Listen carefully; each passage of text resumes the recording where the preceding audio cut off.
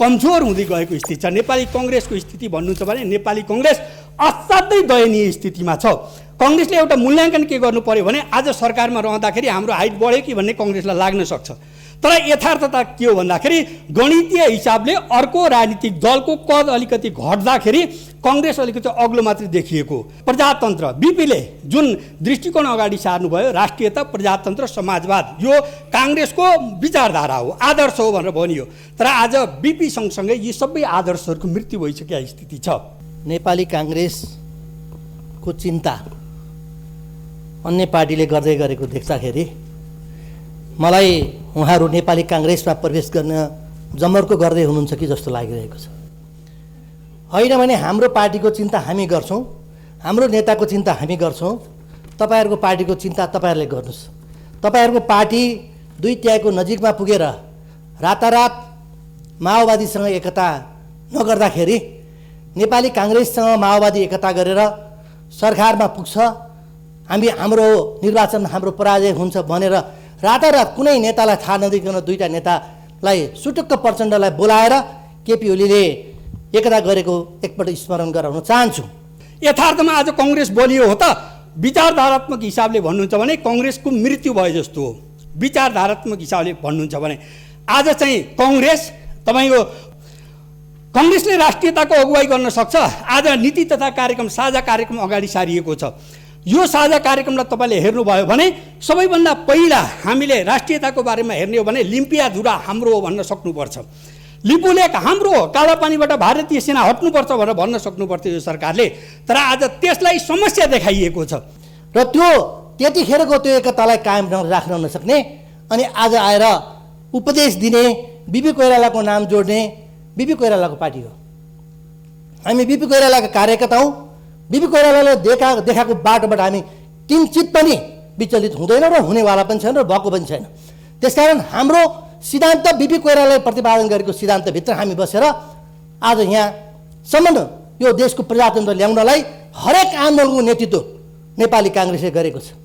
वाम घटकहरू 2046 सालमा टुक्रा टुक्रा भएर बसेको बेलामा गणेशमान सर्वोच्च कमान्डर नेता गणेशमान सिंहको घरमा उहाँको नेतृत्वमा वामहरूलाई एकता गरेर साना प्रधानलाई नेतृत्व वामहरूको एकता नेतृत्व गर्नको लागि घटक मिलाइदिने कामसम्म त्यतिखेर नेपाली काङ्ग्रेसले गरेको। त्यसकारण हरेक घटनाको नेतृत्व कसले गरेछ? काङ्ग्रेसले गरेछ। यो राजनेता भनेको के होला भन्ने चाहिँ पनि लाग्न सक्दछ, तर राजनेता भनिसकेपछि राजनीति चाहिँ उसकै वरिपरि घुम्दो रहेछ। त्यत्तिकै चाहिँ मान्छे राजनेता हुन पनि सक्दैन।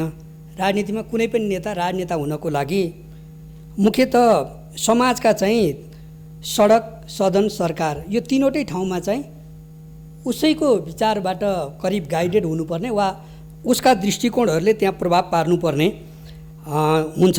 र आज चाहिँ मैले के देखिरहेको छु भन्दाखेरि कमरेड केपी ओली सिंहदरबार छोडेर, बालुवाटार छोडेर उहाँ बालकोट जानुभएको छ, तर पनि राजनीति चाहिँ उहाँकै वरिपरि घुमे जस्तो चाहिँ हामी देख्छौँ। सदनमा आउँदाखेरि पनि उहाँकै चर्चा हुन्छ। सदनमा आउँदाखेरि कतिपय विरोधमा, खास गरी सत्तापक्षका मान्यज्यूहरूले उहाँको विरोधमा चाहिँ चर्चा गरिराख्नु भएको हुन्छ। र आज सरकार बनिरहेको छैन। मलाई के लाग्छ भने यो सरकार नबन्नुको पछाडि पनि उहाँकै एउटा केपी ओलीकै फोबिया छ कि भन्ने मलाई लाग्छ। र आज सडकमा पनि चर्चा के छ भन्दाखेरि एउटा आशलाग्दो नेता, एउटा आशलाग्दो सरकार थियो जसलाई चाहिँ घेराबन्दीबाट हटाइयो। हामी चाहँदैनौँ त्यो सरकार बनाउन, हाम्रो चाहना थिएन यो सरकार बनाउने। हाम्रो पार्टीको सभापति, संसदीय नेताले पटक पटक भन्नुभएको थियो म सरकारमा जाने मेरो चाहना होइन, मेरो चाहना छँदै छैन। जनताले दिएको म्यान्डेट, तर संसदमा बहुमत अर्कै पार्टीको नेतालाई मान्न तयार भएपछि के गर्ने? संसद विघटन गरेर संसदलाई समाप्त गर्ने महानायक, भ्रष्टाचारीका महानायक केपी शर्मा ओलीले त्यो कदम चालेपछि बाध्य भयो। हामी सांसदहरू बाध्य हुनुभयो। आफैले हस्ताक्षर गरेर दिएका माननीयहरूले भन्नु पर्यो तपाईँले सत्ताबाट अलग्गिनुपर्छ। त्यो स्थिति कसले ल्यायो? हामीले ल्याएको। सदनमा त हामीले 2 वर्षसम्म यो सरकारलाई हामीले कुनै पनि अब्जेक्सन बिना हामीले समर्थन गर्यौँ। हामीले नीति तथा कार्यक्रमसम्म समर्थन जनायौँ। त्यस्तो दिनसम्म हामीले गर्दाखेरि यो सरकार पटक पटक भ्रष्टाचारको चुमुलमा डुब्न थाल्यो र कोभिड-19 जब आएपछि अर्बौं रुपियाँ भ्रष्टाचारको बाटोमा लागेपछि हामीले बाध्य भएर मुलुकको जनताको जीवनको सुरक्षा र यो मुलुकको संविधान बचाउनु पर्ने र भ्रष्टाचारीहरूलाई तह लाउनु पर्ने महानायक केपी शर्मा ओली भ्रष्टाचारका नायकलाई तह लाउनु पर्ने कारणले नेपाली काङ्ग्रेसले आफ्नो नेतृत्वमा अहिले 5 दलको गठबन्धन बनेको।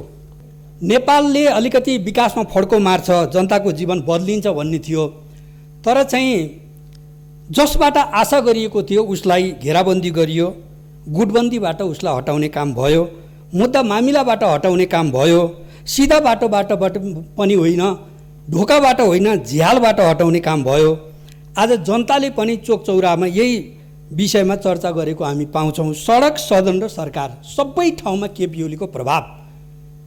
यो हिसाबले चाहिँ वास्तवमा देशले एउटा राजनेता जन्माएको छ र त्यो राजनेतालाई पराजित गर्न सम्भव छैन, फेरि पनि राजनेता फर्केर आउँछ भन्ने चाहिँ त्यो बुझ्न सकिन्छ भन्ने मलाई लाग्छ।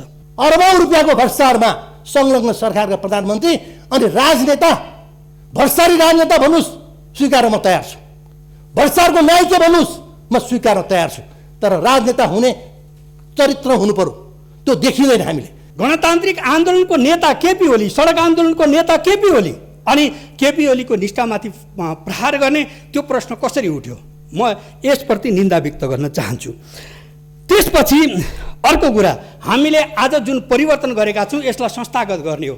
आजको राजनीतिक दलहरूको मुख्य दायित्व भनेको यसलाई संस्थागत गर्नु हो। यसलाई हामी कसरी संस्थागत गर्न सक्छौँ भन्दाखेरि राजनीतिक दलहरू बलियो नभएसम्म आज यो चाहिँ हाम्रो परिवर्तन संस्थागत हुनेवाला छैन। आज धर्मलाउनु सुरु गरिसक्यो। राजनीतिक दलहरू चाहिँ आन्दोलनको कार्यसूची तय गर्ने कुरामा केपी ओली हुनुहुन्छ र सडक आन्दोलनलाई अगाडि बढाउने कुरामा, त्यसको अगुवाई गर्ने कुरामा कमरेड केपी ओली हुनुहुन्छ। यस हिसाबले कहाँको निष्ठामाथि प्रश्न छ? यो गठबन्धनले आफ्नो नीति तथा आफ्नो कार्यक्रमहरू अगाडि साझा कार्यक्रमहरू ल्याएको छ। यो कार्यक्रमलाई हेर्नुहोस्, यो कार्यक्रमले के गर्छ? संविधानमा कति कुराहरू संविधानमा थिएन होला, संविधान त्यहाँ संविधानलाई निचेर गरिएको कुरा होइन। सरकारलाई सहजीकरण र बलियो बनाउनको लागि, जनताका समस्याहरूलाई उठाउनको लागि, जनताको समस्या सरकारले नदेखिएला अल्मलिएला कि भनेर त्यसलाई समेट्नको लागि पनि यो साझा कार्यक्रम ल्याइएको। त्यसकारण र अर्को कुरा, सर्वोच्च अदालतले 28 गते फैसला सुनाउँदै गर्दाखेरि डेट तोकिसकेपछि गिरीबन्धु टी स्टेटको 280 बिघा जग्गा 24 गते निर्णय गर्नुपर्ने के त्यस्तो जमर्को त्यो जरुरी थियो? झापाको बिर्तामोड चोकदेखि अलिकति अगाडि बस पार्कतिर छिर्ने बाटोमा सारा टी स्टेट थियो, त्यहाँ गर्नुपर्ने आवश्यकता के थियो?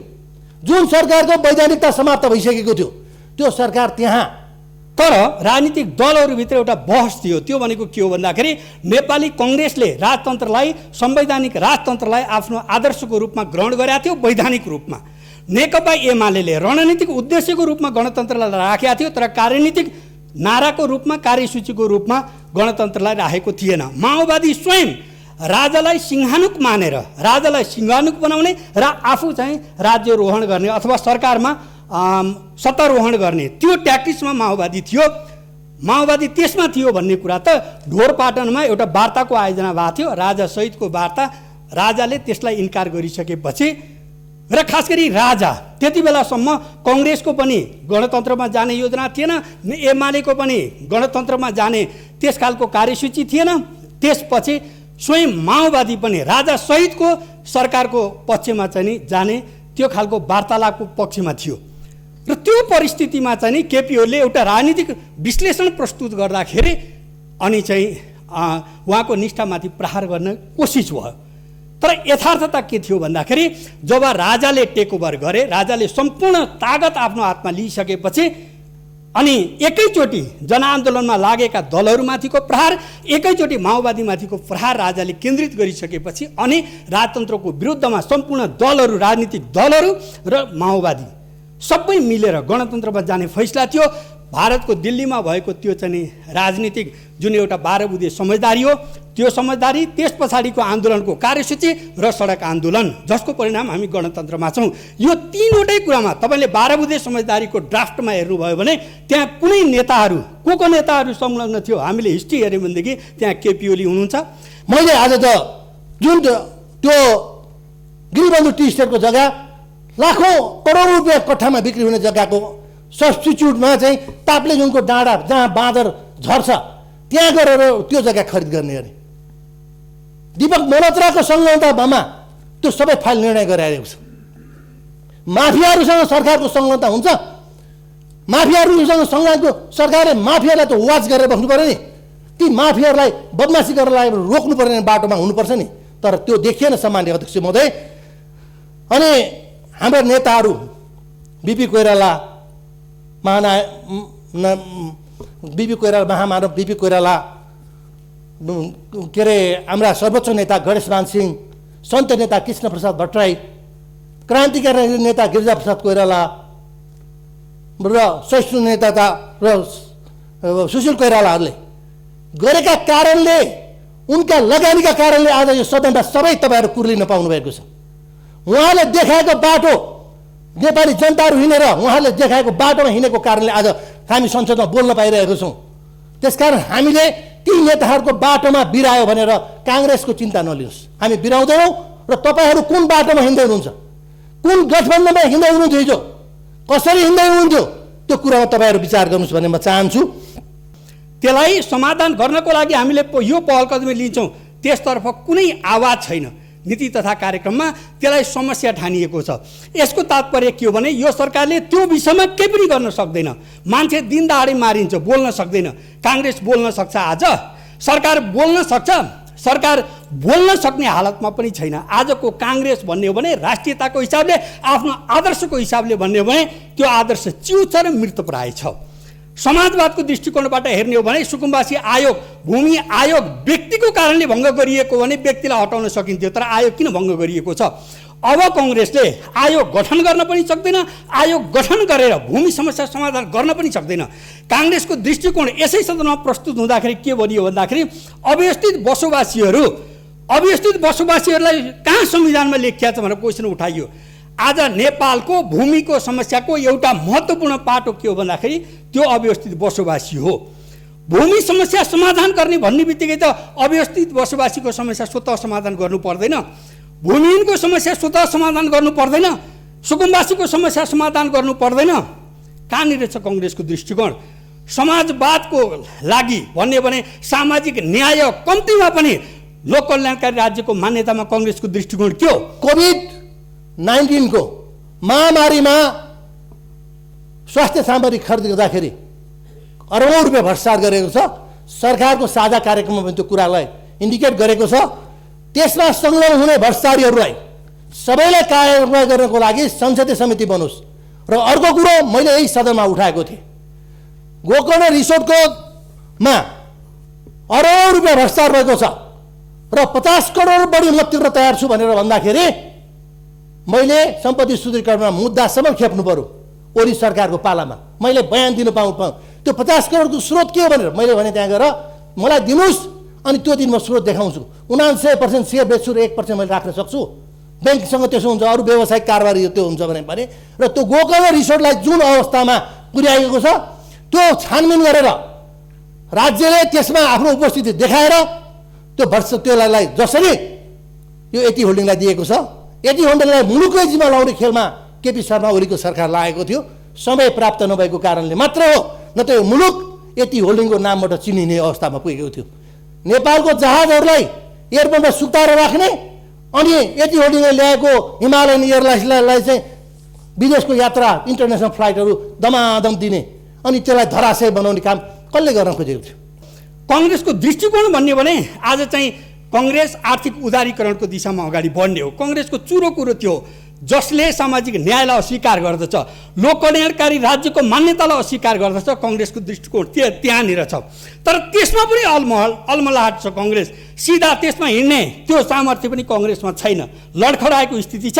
र कङ्ग्रेस भन्ने भने आज कुहिरोको काग भएको छ। माओवादीको हालत भन्ने भनेदेखि त्यो माओवादी बैशाखीको खोजी गर्दै हिँड्ने हो। माओवादी आफ्नो तागतमा आज उभिने त्यो साहस गर्न सक्दैन, आफ्नो तागतमा माओवादी उभिन सक्दैन, यो यथार्थ हो। माओवादीका साथीहरूले यसको विश्लेषण गर्दा भइ नै हाल्छ। कहिले एमालेको पछि लागेर आफ्नो अस्तित्वको रक्षा गर्ने, कहिले काङ्ग्रेसको पछि लागेर आफ्नो अस्तित्वको रक्षा गर्ने। माओवादीको हालत यही हो। आफूलाई सबल बनाउन लाग्नु पर्यो, यो राम्रो हुन्छ। अरूको कद घटाउनतिर भन्दा पनि आफूलाई बलियो बनाउनतिर लागियो भनेदेखि राजनीतिक दलहरू वास्तवमा चाहिँ बलिया भयो भनेदेखि लोकतन्त्र संस्थागत हुनसक्छ, लोकतन्त्र बलियो हुन सक्दछ। मैले यो मान्यता राख्न चाहन्छु।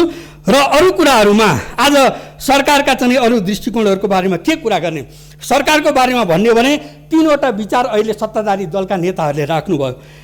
एउटा के राख्नुभयो भन्दाखेरि सबैभन्दा असक्षम र अयोग्य साबित भएका व्यक्ति पटक पटक प्रधानमन्त्री भएका छन्, यो देशका लागि दुर्भाग्य हो। यहाँ उठ्यो कुरा चुचे नक्साको कुरा। चुचे नक्सा कसले लुकायो? हामीले लुकाएको, नेपाली काङ्ग्रेसले लुकाएको, हस्ताक्षर गरेको हामीले। सरकारले त्यो फिर्ता गर्छु भनेपछि सामन्तको कसले बालुवाटारमा छिराएको? अहिलेको वर्तमान प्रधानमन्त्री सम्मान्य शेरबहादुर छिराएको कि निवर्तमान केपी शर्मा ओलीले छिराएको? राष्ट्रवादी भन्न मिल्छ? राजनेता भन्न मिल्छ? एउटा मान्छेलाई बोकेर लिएर रातारात गरेर त्यहाँदेखि चुचे नक्सा लुकाउने काम कसले गर्यो? नेपाली काङ्ग्रेसको नेतृत्व गर्यो? गरेन। त्यसकारण पनि यस्ता भ्रमका खेती भ्रमका राजनीति गर्ने नेपाली काङ्ग्रेसले प्रजातन्त्रको दुहाईको कुरा गर्छ, नेपाली काङ्ग्रेसले प्रजातन्त्रको परिभाषकको कुरा गर्छ भन्ने कुरा उठ्छ। हो, नेपाली काङ्ग्रेसले हो प्रजातन्त्रको परिभाषक। हिङ नभएको हिङ बाँधेको टालो होइन, हिङ नै हो भन्ने मलाई लाग्छ काङ्ग्रेस। त्यही हिङ भएकोले आज तपाईँहरूसँग 2/3 सरकार गिर्नु पर्यो र हिङको नेतृत्व गरे। जसले हिङ हो त्यसले नेतृत्व गर्नु पर्यो। आज काङ्ग्रेसलाई भन्नु पर्यो, हरेक राजनीतिक पार्टीले तपाईँले नेतृत्व गरिदिनु पर्यो। आज तपाईँले यो सरकारको नेतृत्व, सरकारले संविधान मिच्यो, संविधानको भावनाभन्दा बाहिर गयो, संविधान ध्वस्त बनायो भनेको कारणले नेपाली काङ्ग्रेसका संसदीय नेता पार्टी सभापतिको नेतृत्वमा सरकार बनेको छ। धैर्यधार गर्नुहोस् मान्यज्यूहरू। विगतमा 48 सालमा गिरिजाप्रसाद कोइरालाको नेपाली काङ्ग्रेसको नेतृत्वको सरकारले जुन नेतृत्व गर्दाखेरि 3 महिनामा कर्मचारीलाई उचालेर जसरी ध्वस्त बनाउनु भएको थियो, काम गर्न दिनुभएको थिएन। यो 1.5 वर्ष काम गर्न दिनुहोस्, 16 महिना यो सरकारलाई काम दिनु गर्नुहोस्। यो सरकारले जनताको पक्षमा, संविधानको रक्षा गर्ने पक्षमा गरेन भने त जनताले मत हालेर यो सरकारलाई विस्थापित गरिहाल्छ नि। त्यसकारण तपाईँले धेरै चिन्ता नलिनु पर्छ, चिन्ता गर्नुपर्ने ठाउँ छैन। त्यसकारण नेपाली काङ्ग्रेसको सरकारको नेतृत्वमा बनेको सरकार, 5 दलीय गठबन्धनको सरकारले आगामी दिनमा जनताको पक्षमा र कोभिड भ्याक्सिन सबै ल्याएर जनतालाई सबैलाई भ्याक्सिन लाउनेछ भन्ने विश्वासका साथ आफ्नो कुरा यहीँ अन्त्य गर्छु। धन्यवाद। जय नेपाल।